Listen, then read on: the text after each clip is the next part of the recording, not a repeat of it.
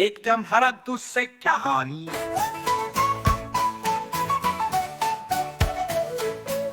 ایک دن شاہزیب کو ایک عجیب لڑکا ملا جو اس کا نام علی تھا. علی بھی اپنے طرح کا انوکھا تھا جس کا دماغ ہمیشہ اس سوچوں سے بھرا رہتا تھا. ہماری دوستی بہت عجیب تھی کیونکہ ہم دونوں ایک دوسرے سے بالکل مختلف تھے. میں بہت خوش تھا جب کا شاہزیب بہت اداس تھا. میں بہت بولتا تب کا شاہزیب کم بولتا تھا. ایک دن میں نے شاہزیب سے کہا کہ تم اداس کیوں ہو. شاہزیب نے کہا کہ میرا کوئی دوست نہیں ہے اس لیے میں تنہا رہتا ہوں. میں نے کہا میں تمہارا دوست ہوں اب اداس نہ ہوں. شاہزیب خوش ہو گیا اور ہماری دوستی مزید گہری ہو گئی. ایک دن شاہزیب کو بہت بڑی خبر ملی. اس کے بعد کی طبیعت خراب ہو گئی تھی. شاہزیب بہت پریشان ہوا اور میں نے اس سے کہا میں تمہارے ساتھ ہوں. ہم دونوں نے مل کر شاہزیب کے بعد کی صحت کو بہتر بنانے کی پوری کوشش کی اور اللہ نے ہماری دعائیں قبول کی اور شاہزیب کے بعد کی صحت بہتر ہو گئی. میں بہت خوش تھا جب کا شاہزیب بہت ہنستا. میں بہت بولتا تھا جب کا شاہزیب بہت تھا بدولتا تھا.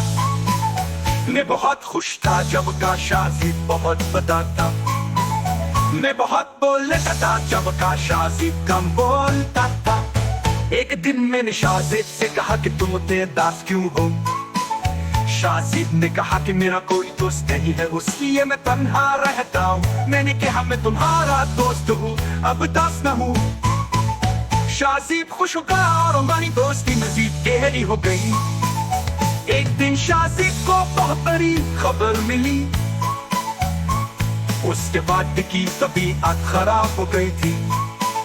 شاہزیب بہت پریشان ہوا اور میں نے اس سے کہا میں تمہارے ساتھ ہوں. ہم دونوں نے مل کر شاہزیب کے بعد کی صحت کو بہتر بنانے کی پوری کوشش کی اور اللہ نے ہماری دعائیں قبول کی اور شاہزیب کے بعد کی صحت بہتر ہو گئی.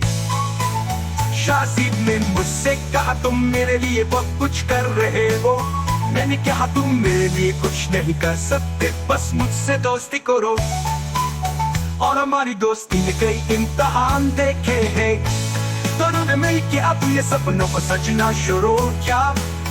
انہیں ایک ساتھ کے ہی سپنے دیکھ کتنی ہی تصور کیا. لیکن ایک دن علی کو گاؤں چھوڑ کر جانے کا فیصلہ کرنا پڑا. شاہزیب کو علی کا جانا بہت نہیں ہوا. اس نے علی کو خط لکھ کوئی جواب نہیں آیا. شاہزیب کو لگا کہ اس کا دوست سے بھول گیا ہے. سالوں بعد شاہزیب کو پتا چلا کہ علی نے ایک سپنوں کو سچ کر دیا ہے. علی نے ایک نئے طرح کے کھلونے کی دکان کھولی تھی جہاں ان کے سپنوں کو سچ کیا جا سکا تھا. شاہزیب کو علی سے ملنے کا موقع ملا. پریوار نے پھر سے اپنے سپنوں کو سجایا اور ان کا دوستی کا رشتہ پھر سے جیونت ہو گیا. لیکن کہانی کا انجام یہ ہے کہ شاہزیب کبھی نہیں سوچا تھا کہ علی اس کے سپنوں کو سچ کر سکتا ہے اور علی نے کبھی نہیں سوچا تھا کہ شاہ کے سپنوں کو اتنا گہرا محسوس کر سکتا ہے.